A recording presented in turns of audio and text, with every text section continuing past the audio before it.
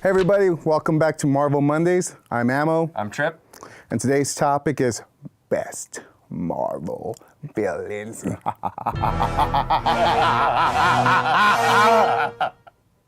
villains. So Trip, who is one of your favorites? Yeah, that's always a tough question because the second I'm asked that, like 1,000 different people come into mind. And so it does get a little bit on the harder side. You know, you have powerhouses like Apocalypse. Mm-hmm. I think Thanos is rad, wants to ruin everybody's day forever, always. Yeah, but that chin, it's very Grand Canyon-like. He's got a lot of creases in his dumb face. Speed bumps.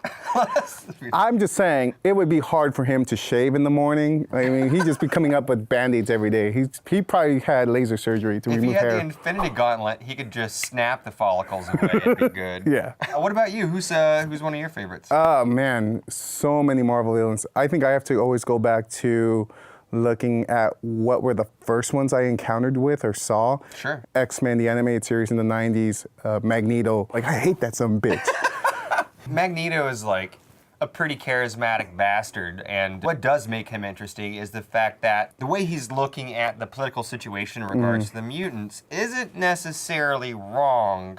It's the execution of what he chooses to do that's kind of fucked up. Yeah, you mean the genocide of all humans? Yeah. So, f you, Magneto. Yeah. So another classic villain that I like and grew up in the 90s with was Kingpin. Yeah, dude. That guy was also a tool. For some reason, the 90s cartoons had these really good villains, because obviously as a kid, I hated him. I just was so annoyed by that voice. I'm going to get you, Spider.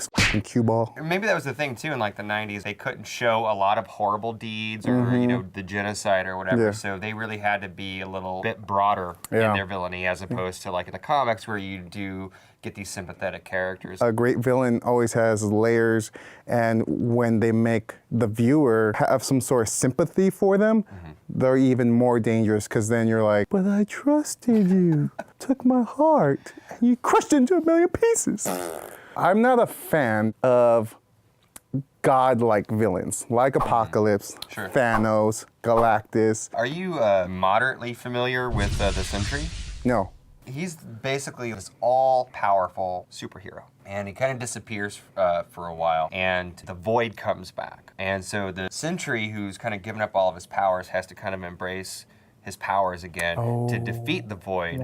But the coolest thing, and spoiler alert, is that when you get deeper into that particular story, you find out that this man who's the Sentry is also the Void. Oh, wow. But it's that dichotomy of like a broken psyche that I think is interesting. And then it's probably like what characters like Thanos or Apocalypse are lacking is any kind of relatability, because they're just all power killing machines. Yeah, exactly. Two other villains that came to my mind are Thunderbolt Ross. Yeah. He's a dick. He's a super dick. He's such a dick.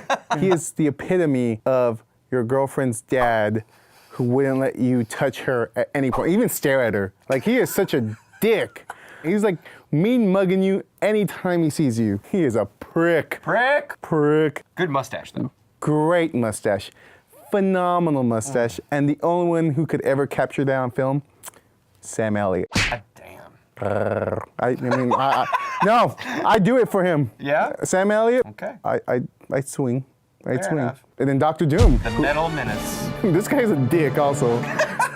He's just in there just meddling with everybody's business. Yeah. And like, what is it, world domination every time? Every time. It's not even changing it up, but like, I'm gonna mess with your sister this time. It's like, no, I just want the world. I will destroy you! Insert superhero name and take over the world! Is there one villain that went too far? Obviously, there's the Green Goblin who killed Gwen Stacy, or he did it because Spider-Man tried saving him, and Spider-Man fucked up and it's his fault, so can't really say it's Green Goblin. But I don't know who else. You don't have anybody? Charles Xavier when he became Onslaught in the X-Men story. Yeah, I mean, because that's powerful enough. Yeah. Or even Jean Grey becoming the Phoenix. Dark Phoenix, man. I mean, I think that's also even the craziest part. So when the good guys go bad and they go bad, they can make them go ape crazy. Oh, yeah. So that's it for our show. Those are some of our villains. Who are some of yours? Make sure to put them in the comments below and suggest any other topics you would like us to discuss. Make sure to hit the subscribe button to watch more of Marvel Mondays. Until then, yay! you. And you, and you. You Doom. You Red Hulk. You all Magneto. Suck it.